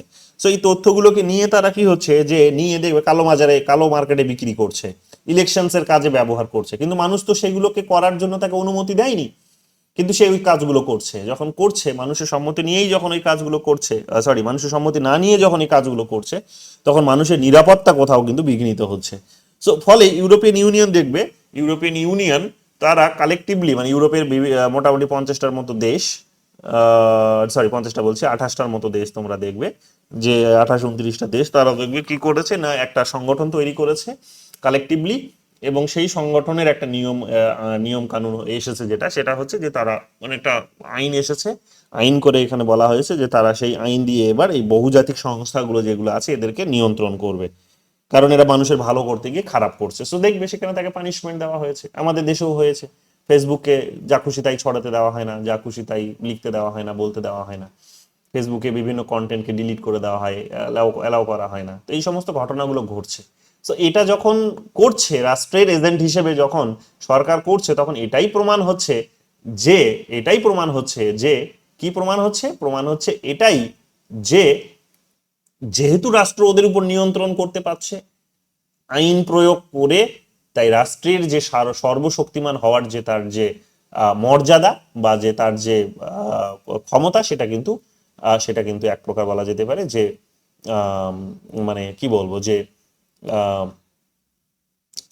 শেয়ার হয়নি, এটা শেয়ার হয়নি, ঠিক আছে, তার এটা শেয়ার হয়নি। সো এইটা এখানে আমরা দেখতে পাবো যে এক প্রকার পরিষ্কারভাবে বলা যেতে পারে যে এক প্রকার আমাদের সামনে জলের মতো চলে এসেছে। সো এই কথাটা আমরা এখানে কিন্তু বলতে পারি, এই কথাটা আমরা এখানে সুন্দরভাবে বলতে পারি। সো এই বিষয়টা আমাদের সামনে দেখবে বহুত্ববাদী থিঙ্কার্সরা নিয়ে এসেছেন, একাত্মবাদী থিঙ্কার্সরা বলার চেষ্টা করেছে যে যখনই একাত্মবাদী থিঙ্কার্সরা আমাদেরকে বহুত্ববাদী থিঙ্কার্সরা আমাদেরকে অ্যাটাক করেছে, তখনই আমাদের কাছেও আমাদের যথেষ্ট উদাহরণ আছে নিজেদেরকে প্রমাণ করানোর যে আমাদের ক্ষমতা, রাষ্ট্রের যে ক্ষমতা সেটা দুর্বল হয়ে যায়নি, রাষ্ট্রের ক্ষমতা বরং কিন্তু সার্ভাইভ করছে এবং সার্ভাইভ করবে। রাষ্ট্রের ক্ষমতাটাকে কখনো বিচ্ছিন্ন করা যায় না। এছাড়াও আরো অনেক আর্গুমেন্ট আছে, অসংখ্য আর্গুমেন্ট আছে, সেই সমস্ত বিষয়ে এখনো যাওয়ার প্রয়োজন নেই। এগুলো নেটের সিলেবাসে এগুলো অনেক কালচার দিয়ে, সিটিজেনশিপ দিয়ে থেকে শুরু করে, কমিউনিকেশন থেকে শুরু করে, বিজনেস থেকে শুরু করে অনেক পার্সপেক্টিভ থেকে এগুলোকে পড়ানো হয়। বাট তোমাদের এত জটিলে যাওয়ার প্রয়োজন নেই, এতটা গভীরে যাওয়ার প্রয়োজন নেই। এগুলো নেটের ক্লাসে আমি ডিটেলসে ধরে ধরে ধরে ধরে বলি, ওখানে স্টুডেন্টদের অনেক সময় নিয়ে বলা হয়, এবং যেহেতু পরীক্ষায় কোয়েশ্চেনগুলো ওইরকমই ডিপলি আসে, গভীরে আসে, আরো অনেক কিছু জানতে চায়, সো ওখানে কিন্তু তোমাদের এত গভীরে যাবে না, প্রয়োজনে নেই। সো রাষ্ট্রের ক্ষমতাটিকে এইরকম ভাবে বোঝার চেষ্টা করো যে দুটো স্কুলস এখানে আছে, একটা স্কুলস হচ্ছে একাত্মবাদী আর একটা স্কুলস হচ্ছে বহুত্ববাদী। একাত্মবাদীদের যে আর্গুমেন্ট, তাদের যে যুক্তি, সেই যুক্তিকে খণ্ডন করেছে কিন্তু বহুত্ববাদীরা, এবং বহুত্ববাদীদের যুক্তিকে আবার খণ্ডন করার জন্য একাত্মবাদীরা আবার নতুন করে রাষ্ট্রের যে ক্ষমতা, সেই ক্ষমতাটিকে রিভাইভ করার চেষ্টা করেছে। তোমরা যখন আন্তর্জাতিক পরিসরে আন্তর্জাতিক সম্পর্ক বলে যে আমাদের বিষয়টি পড়তে হয় গ্রাজুয়েশনে বা মাস্টার্সে, সেখানে দেখবে লিবারালিজম, তারপরে নিও লিবারালিজম, তারপরে দেখবে নিও রিয়েলিজম, এই সমস্ত থিওরিজ গুলো আছে, তো সেখানেও এই আর্গুমেন্ট গুলোও তোমরা পাবে। সো এই সমস্ত বিষয়গুলো দেখবে রাষ্ট্রের ক্ষমতার মধ্য দিয়ে আসে। তো এগুলো তোমাদেরকে বলার ছিল। দেখবে শেষ পার্টে এখানে বলা হয়েছে যে স্টেট অ্যান্ড আদার অ্যাসোসিয়েশন, তো এই সমস্ত বিষয়গুলো এখানে আসবে।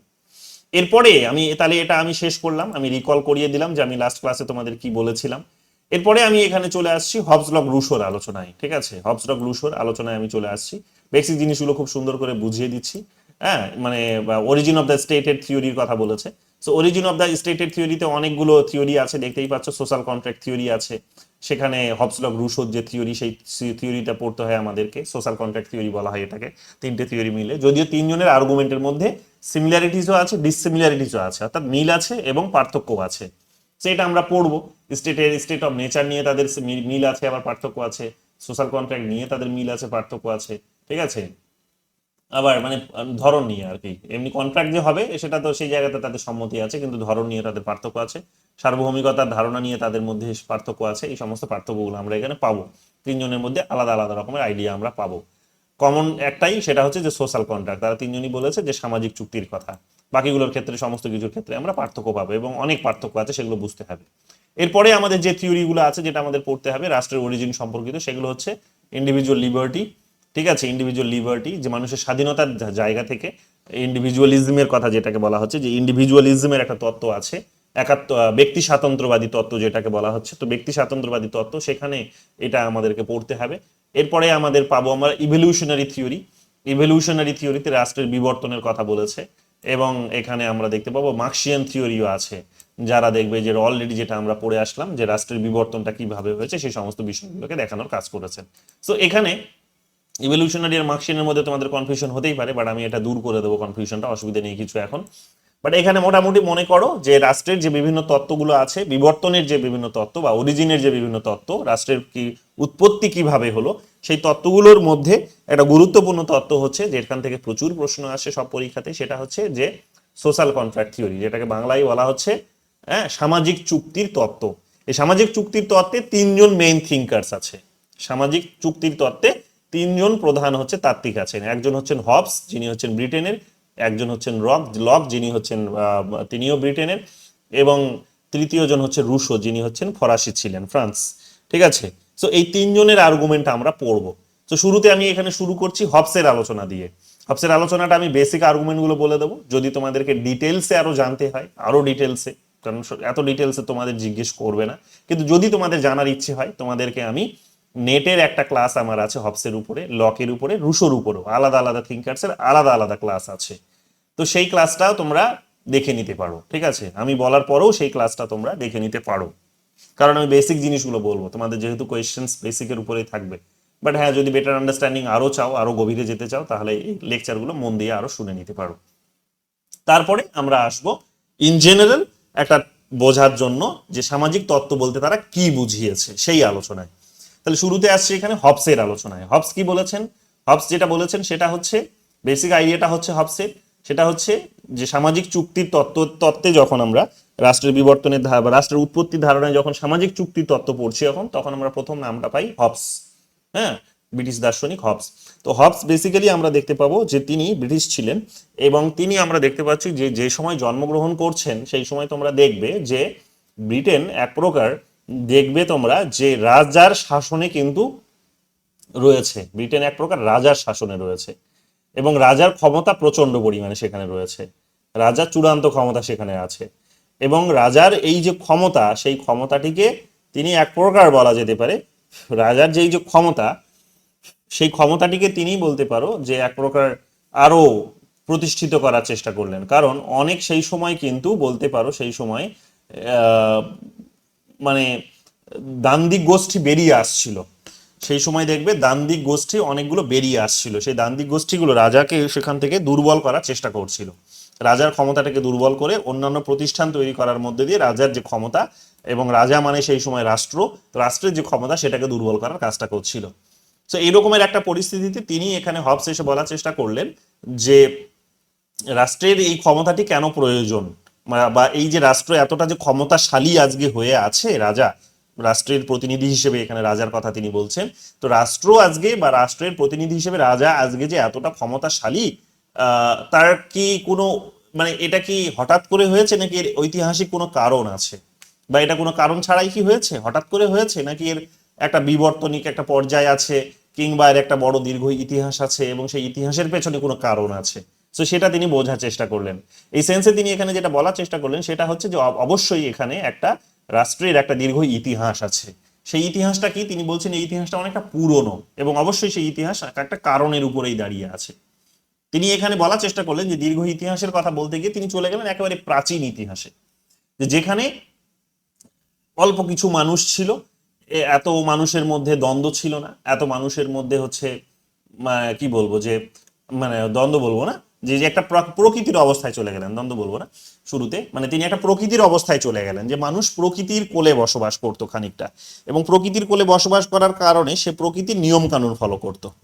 প্রকৃতির নিয়ম কানুন ফলো করতো, এবং সেখানে এক প্রকার নিয়মটা এই ধরনের একটা ছিল যে সে কি বলবো, যে নিয়ম কানুন আছে, কিন্তু সেই নিয়মটা হচ্ছে এটাই যে সবাই নিজেই নিজের মতো করে নিজেকে শাসন করছে। হ্যাঁ, নিজেই নিজেকে নিজের মতো করে শাসন করছে। তো সবাই নিজেকে নিজের মতো করে যখন শাসন করছে, তখন মুশকিলটা হচ্ছে যে এই শাসন করতে গিয়ে সে দেখছে কি, যে নিজের উন্নতি সুনিশ্চিত করতে গিয়ে সে অন্যের যে সম্পত্তি, সেই সম্পত্তি দখল করছে, অন্যের সম্পত্তি সে দখল করছে। অর্থাৎ এমন একটা পর্যায়ের কথা তিনি বলছেন যে পর্যায়ে মানুষ পশুর মতো জীবন যাপন করতো, পশুর মতো জীবনযাপন করতো। তিনি এখানে যেমন বলেছেন, একটা শব্দ ব্যবহার করছেন যে পশুর মতো যে জীবনযাপন করতো, এবং মানুষের যে প্রকৃতি, নেচার, সেই নেচারটাও কিন্তু পশুর মতোই ছিল। এবং এটা দেখতে বলতে গিয়ে তিনি বলেছেন, একটা শব্দ ব্যবহার করেছেন, একটা সেন্টেন্স, সেটা হচ্ছে যে মানুষের নেচার সম্পর্কে বলতে গিয়ে বলেছেন তিনি, মানুষ ছিল হচ্ছে ব্রুটিশ, ন্যাস্টি, পুয়ার এবং শর্ট।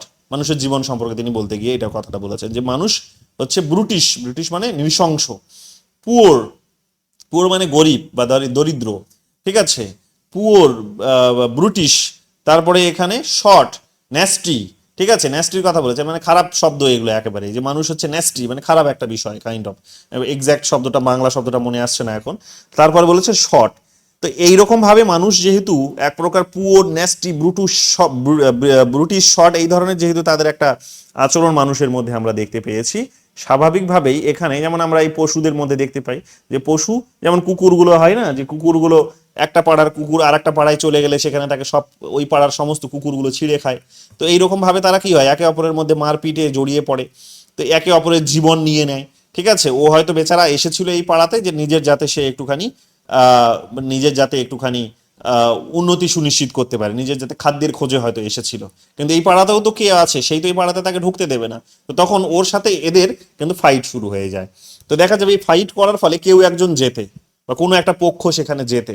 তো এখানে কনসেপ্টটা দাঁড়িয়ে যায় মাইট ইজ রাইট, অর্থাৎ জোর যার মুলুক তার, জোর যার মুলুক তার, যে ক্ষমতা যার আছে সেই টেকে। তো একই রকম ভাবে তিনি বলেছেন যে প্রকৃতির রাজ্যে মানুষ যখন বসবাস করতো, স্টেট অফ নেচারে যখন মানুষ বসবাস করতো হাজার হাজার বছর আগে, তখন মানুষের অবস্থাটা এরকমই ছিল, যে মানুষ সবাই নিজেরা নিজেদের মতো করে নিজেকে শাসন করতো, এবং করতে গিয়ে সে নিজের লাভের কথা ভাবতে গিয়ে সে অন্যের যে সম্পত্তি সেখানে অনধিকার হস্তক্ষেপ করত।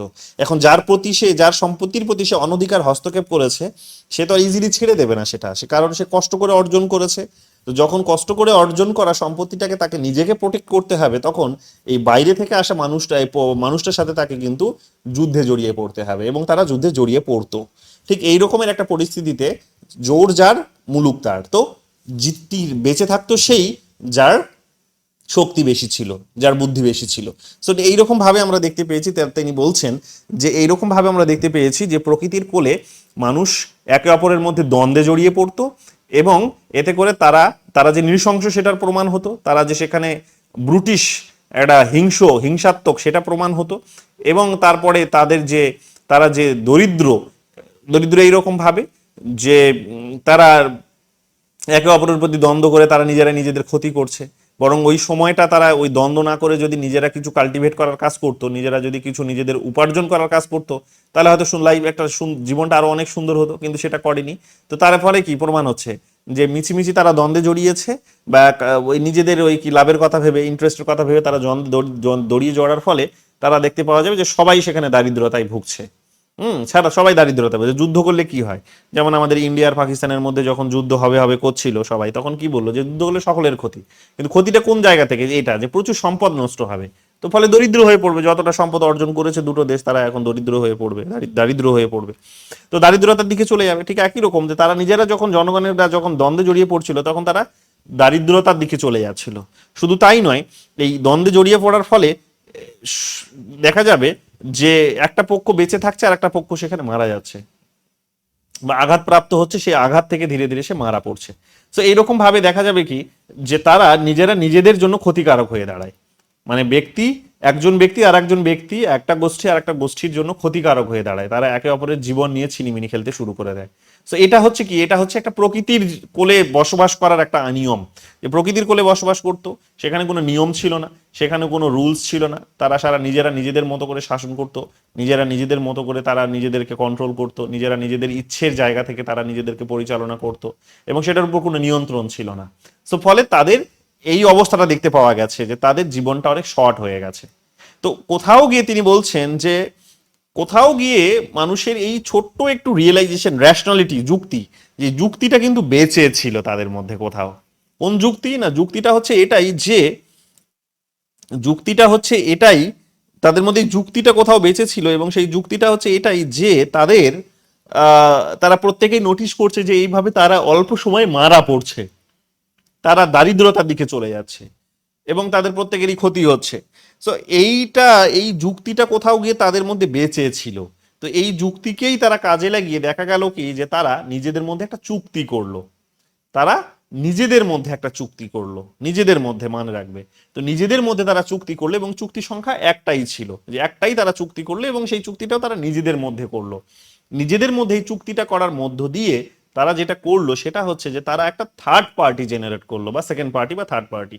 কি না, তা যাকে জেনারেট করলো, যাকে তৈরি করলো, তিনি হচ্ছেন সর্বশক্তিমান একটা পার্টি, অর্থাৎ ক্ষমতাশালী একটা একটা গোষ্ঠীকে তৈরি করলো, বা একটা একটা একটা এজেন্টকে তৈরি করলো, বা একটা বলতে পাওয়ারকে জেনারেট করলো বলতে পারো।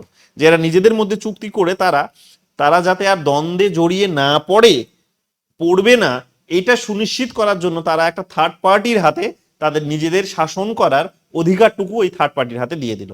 যে আমরা আমাদের নিজেদের শাসন করতে পারছি না, কারণ আমরা প্রত্যেকেই নিজের নিজের নিজের নিজের সেলফ ইন্টারেস্টের জায়গা থেকে আমরা নিজেদেরকে দেখতে গিয়ে বা বা নিজেদের মতো করে অ্যাক্টিভিটিস করতে গিয়ে দ্বন্দ্বে জড়িয়ে পড়ছি। মুশকিলটা হচ্ছে এটাই। মুশকিলটা কি হচ্ছে? মুশকিলটা হচ্ছে এটাই, আলটিমেটলি আমাদের ক্ষতি হচ্ছে। সো আপনি আমাদেরকে বাঁচান, আমাদেরকে শাসন করুন। আপনি আমাদেরকে, থার্ড পার্টিকে কি বলছে, যে আপনি আমাদেরকে বাঁচান, আপনি আমাদেরকে শাসন করুন, যাতে আমরা আমাদের জীবনের অধিকারটুকু পাই। কারণ মারা পড়ছিল মানুষ, জীবনের অধিকারটুকু পাই আমরা, এইটাকে সুনিশ্চিত করুন। এবং অন্যান্য আরো যে সমস্ত আহ, মানে মানে যে যদি আপনার কোনো ক্ষমতার প্রয়োজন হয়, বা সমস্ত ধরনের সুপ্রিম ক্ষমতাগুলো আপনাকে দেওয়া হলো, যে এই ক্ষমতাগুলোকে ব্যবহার করেন, অর্থাৎ আমাদের আনুগত্য আপনার উপর থাকলো, আপনি এখানে কি করুন, আপনি এসে আমাদেরকে এবার বাঁচানোর কাজটা করুন, আমরা বাঁচতে চাই। তো এই কথাটা তারা যখন বলল, তখন সমস্ত ক্ষমতা তারা ওই একটা বলতে পারো রাষ্ট্র নামক প্রতিষ্ঠানের হাতে দিয়ে দিল। নিজেদের মধ্যে চুক্তি করলো, গ্রুপগুলো, ব্যক্তি নিজেদের যে গ্রুপ, সেই গ্রুপগুলোর মধ্যে চুক্তি করে তারা থার্ড পার্টির হাতে ক্ষমতা দিয়ে দিল।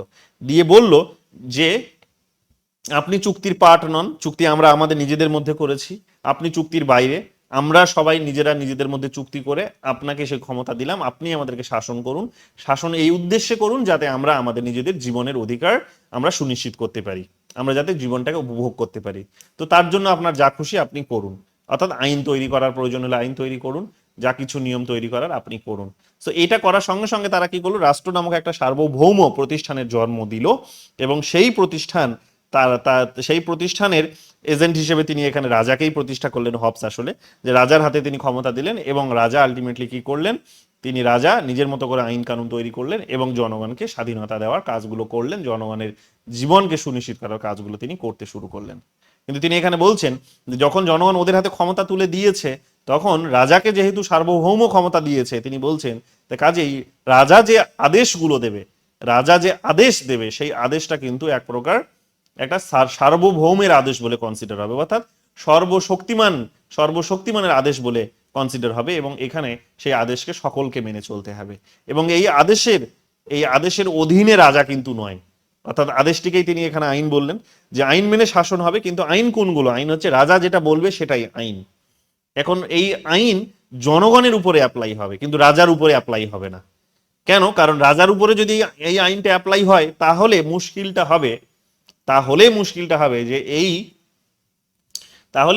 হবে যে এই রাষ্ট্র নামক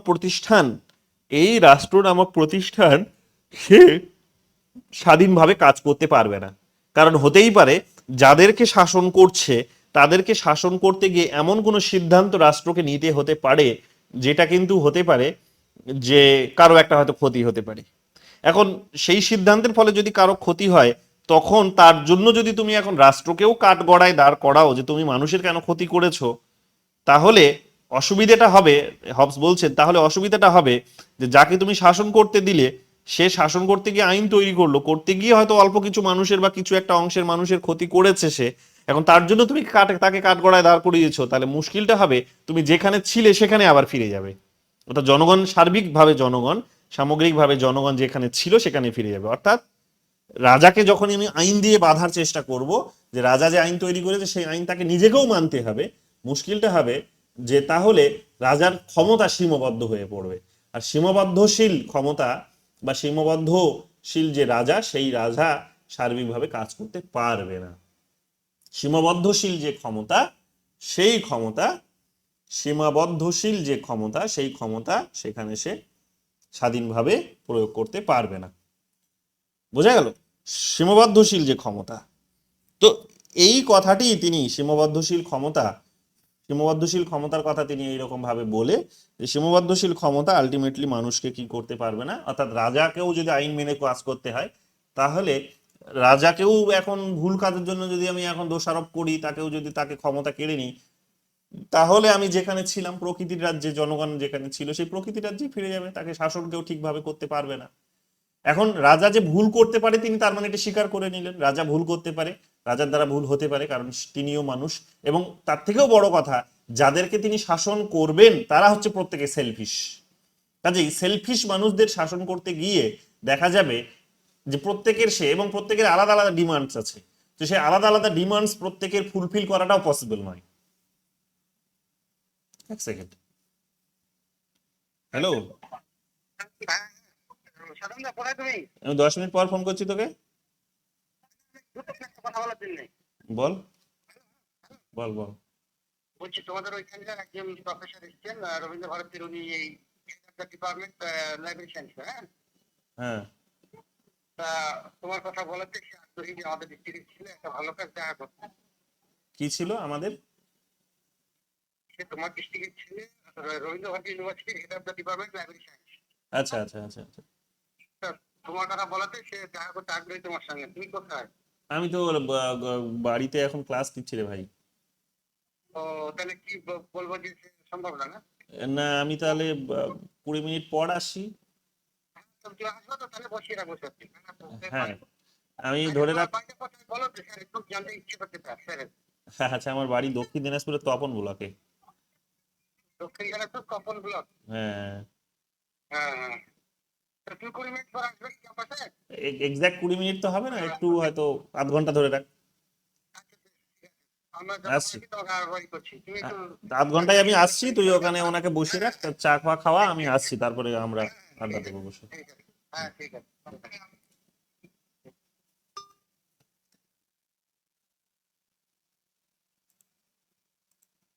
তো এইরকম ভাবে আমরা দেখলাম যে তিনি বলছেন তাহলে যেই সার্বভৌম, মানে সার্বভৌম ক্ষমতাটাকেও তিনি ডিফাইন করছেন। দেখো, এই যে একাত্মবাদী থিঙ্কার্স এর কথা বললাম তোমাদের এর আগের থিওরিতে, এই ওনাদের মধ্যে ইনিও আসেন। সো মানে হবসের আলোচনায় যদিও প্রথমে আসে, তারপরে জন অস্টিনে আসবে।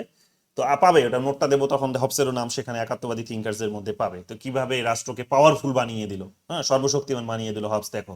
সো রাজা আইনটা তৈরি করবে, কিন্তু সেই আইন তার নিজের উপর প্রয়োগ হবে না। কেন হবে না? কারণ যাদেরকে শাসন করছেন তারা সেলফিশ এবং প্রত্যেকের আলাদা আলাদা ইচ্ছে আছে, সব ইচ্ছেকে তিনি পূরণ করতে পারবেন না। কাজে কেউ সেখানে রাজার আইনের দ্বারা মনক্ষুণ্ণ হতেই পারেন, কেউ রাজার আইনের দ্বারা সেখানে স্যাটিসফাইড নাও হতে পারে। এখন তার জন্য তাকে কাঠগড়ায় দাঁড় করানো যাবে না। যদি দাঁড় করিয়ে দাও তাহলে মুশকিল হবে এটাই, যে কাঠগড়ায় দাঁড়িয়ে গেল মানে দোষী প্রমাণিত হবে। সে দোষী প্রমাণিত হলেই মানে জনগণের জন্য যে কাজটা, সেই কাজটা করবে কে?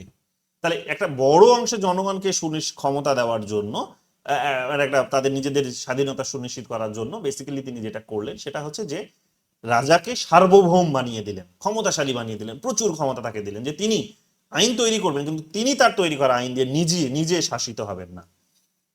তার তৈরি করা আইন দিয়ে নিজে শাসিত হবেন না, জনগণকে শাসন করবেন। সেটা ম্যাকিয়াভেলি যেটা করেছিলেন, যে ম্যাকিয়াভেলিও ঠিক একই কাজটা করেছিলেন, এগুলো বলবো আমি তোমাদের পরে। সো এইরকম ভাবে তিনি করলেন যে আইনটা তিনি তৈরি করবেন, সেটা জনগণের উপরে অ্যাপ্লাই হবে, কিন্তু তার তৈরি করা আইন তার নিজের উপরে অ্যাপ্লাই হবে না। এই কথাটা তিনি এখানে বললেন, এবং এইরকম ভাবে তাকে আইন থেকে বাইরে রাখলেন, এবং এইরকম ভাবে তাকে সর্বশক্তিমান বানিয়ে দিলেন। এবং এর সাথে সাথে তিনি বললেন, তবে টু সাম এক্সটেন্ট, পার্টিকুলার একটাই জায়গাতে তিনি বলতে পারি আমরা যে জনগণকে ক্ষমতা দিয়েছিলেন। কোন জায়গায় তিনি জনগণকে ক্ষমতা দিয়েছিলেন? একটাই জায়গাতে তিনি জনগণকে ক্ষমতা দিয়েছিলেন, সেটা হচ্ছে যে একটাই জায়গাতে তিনি জনগণকে ক্ষমতা দিয়েছিলেন, সেটা হচ্ছে যে যদি সব ক্ষমতা তো রাষ্ট্রকে দিয়ে দিয়েছে, জনগণরা নিজে কিছু করতে পারবে না, কিন্তু মুশকিল হচ্ছে কি একটা জায়গায় যে যদি এমন একটা সিচুয়েশন আসে যে জনগণের জীবনটাই সুনিশ্চিত করা একটা চ্যালেঞ্জের মুখে পড়ে গেছে, যে তখন আমি রাষ্ট্রকে ডাকবো রাষ্ট্রকে বাঁচানোর জন্য, রাষ্ট্র এসে আমাকে বাঁচাবে, মানে ধরে নাও তিনি এমন একটা পজিশনের কথা বলছেন যে এই ধরনের কোনো পজিশন যদি তৈরি হয় তখন রাষ্ট্র কি করবে, এক্সট্রিম যদি পজিশন তৈরি হয় যে যখন হয়তো 10 সেকেন্ডেই তার জীবনটাকে নিয়ে নেবে কেউ, তখন কি হবে? তখন কি সে জনগণ, এবং জনগণকে বলেছিলেন যাতে জনগণ তার নিজে আইন হাতে তুলে নিতে পারবে না, কিছুক্ষণ দাঁড়িয়ে যা, চেষ্টা কর, দেখ ঠিক হয়ে যাবে। তো এইটা যে তুলে নিতে পারবে না, অর্থাৎ জনগণ নিজে আইন হাতে তুলে নিতে পারবে না, কারণ এই আইনকে প্রয়োগ করার ক্ষমতা শুধুমাত্র রাজারই আছে, জনগণের হাতে দেননি তিনি। তিনি বললেন যে জনগণ নিজে আইন প্রয়োগ করতে পারবে না নিজে। এখন এই জায়গাতে মুশকিলটা হচ্ছে কি, এই জায়গাতে মুশকিলটা হচ্ছে তিনি একটা, যে যদি এমন কোনো পজিশন তৈরি হয় যে গান পয়েন্টে মানুষ দাঁড়িয়ে আছে, গান পয়েন্টে দাঁড়িয়ে আছে, যে তোমার মাথায় কেউ একজন বন্দুক ঠেকে আছে, বন্দুক ধরে আছে, তোমাকে বলছে যে তোমার সম্পত্তি সময়ে সবকিছু আমার নামে না করে দিলে আমি তোমাকে মেরে ফেলবো, তাহলে কি হবে? তখনও কি সেখানে সে আইনটা হাতে তুলে নিতে পারবে না? অর্থাৎ নিজেকে এসে সেলফ ডিফেন্সের জন্য সে কি তখন আর সে আইন হাতে তুলে নিতে পারবে না? এই জায়গাতেই সেখানে শুধু একটুখানি তিনি নরম হয়েছেন, একটুখানি দুর্বল হয়েছেন, একটুখানি সফট হয়েছেন, হয়ে বলছেন যে না, এরকম যদি কোনো সিচুয়েশন অ্যারাইভ হয় ওকে ঠিক আছে, চলো এটাকে মেনে নেওয়া যেতে পারে, বাট বাকি কোনো সিচুয়েশন এটা মেনে নেওয়া যাবে না। তার মানে ঠিক এক জায়গাতেই তিনি এটাকে মেনে নিলেন। কোন জায়গাটা? এই জায়গাটা হচ্ছে যে সেলফ ডিফেন্সের জায়গা, নিজের জীবন রক্ষা করার জায়গা, রাইট টু লাইফের প্রশ্ন যখন আসবে, যে জীবনের অধিকারের যখন প্রশ্ন আসবে, তখনই শুধুমাত্র জনগণ চাইলে তার জীবনটিকে রক্ষা করতে পারবে, জীবনটিকে রক্ষা করতে পারবে, আইন হাতে তুলে নিতে পারবে। বাকি সমস্ত ক্ষেত্রেই তাকে রাজার ক্ষমতাশালী হওয়ার যে ক্ষমতা সেটার উপরেই নির্ভরশীল হতে হবে। এরকম ভাবে আমরা দেখতে পাবো রাষ্ট্রের যে এই যে বিবর্তন, বা রাষ্ট্রের যে বলতে পারো যে আমাদের উৎপত্তি, সেই উৎপত্তিটা হলো, রাষ্ট্রের উৎপত্তিটা এইরকম ভাবে সেখানে হলো।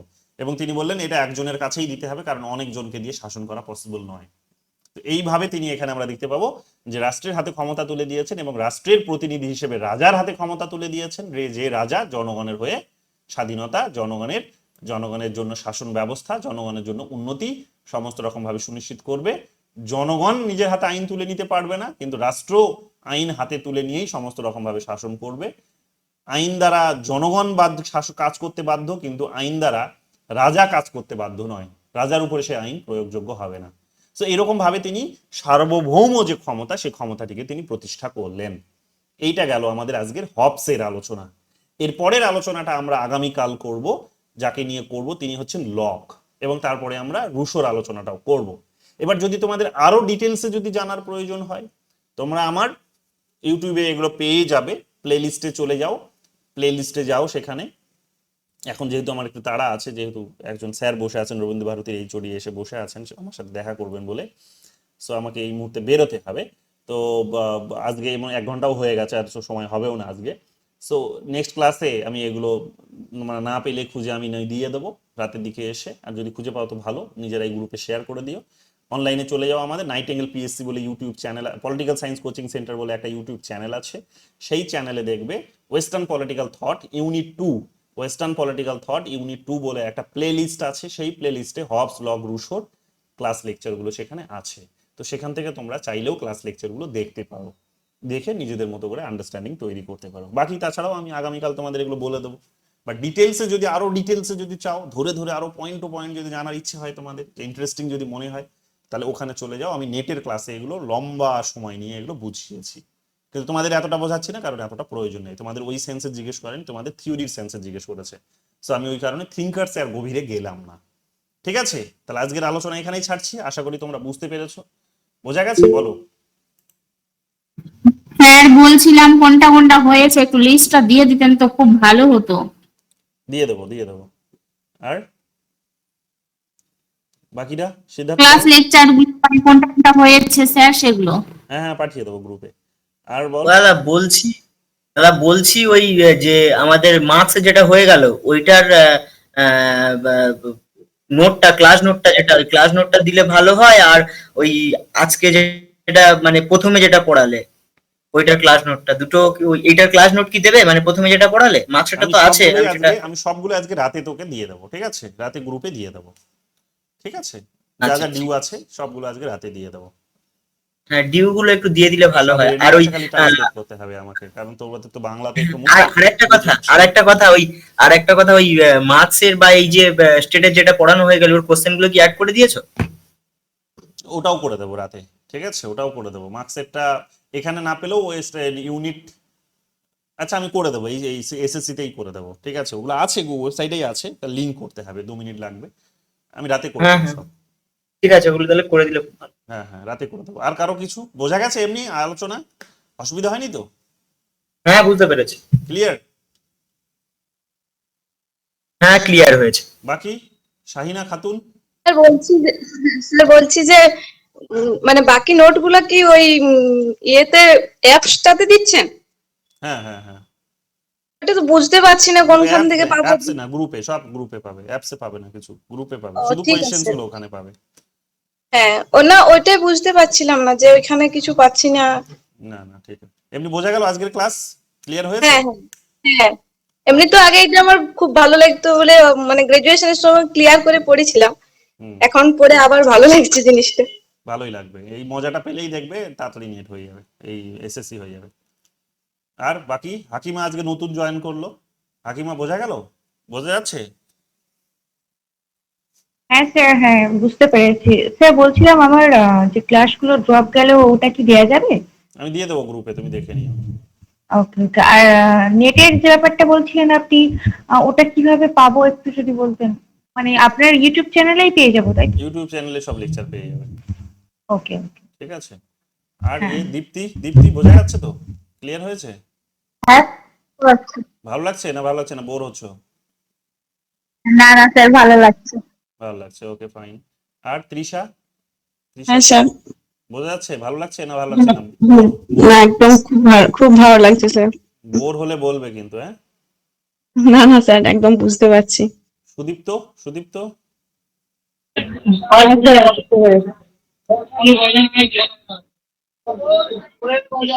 আচ্ছা। আর আর কেউ আছো? 1 2 3 4 5 6 7, আমি দিই 8, ঠিক আছে? তাহলে আজকে এতটুকুই থাক। আমি রেকর্ডিংটা রাতে দিয়ে দেবো, প্লাস আগের রেকর্ডিংগুলোও রাতে দিয়ে দেবো, প্লাস মেটেরিয়ালগুলো যেগুলো দুটো ডিউ আছে ওগুলোও দিয়ে দেবো, প্লাস কোয়েশ্চেন্সগুলো ওয়েবসাইটে আপলোড করে দেবো, গ্রুপে ইনফর্ম করে দেবো। রাতে এগুলো সব করে দেবো, ঠিক আছে? রাতেই পেয়ে যাবে সব, ঠিক আছে? চলো বাই। আজকে যাই, স্যার দাঁড়িয়ে আছেন রবীন্দ্র ভারতীর এইচওডি, দেখা করবেন বলে আমার সাথে।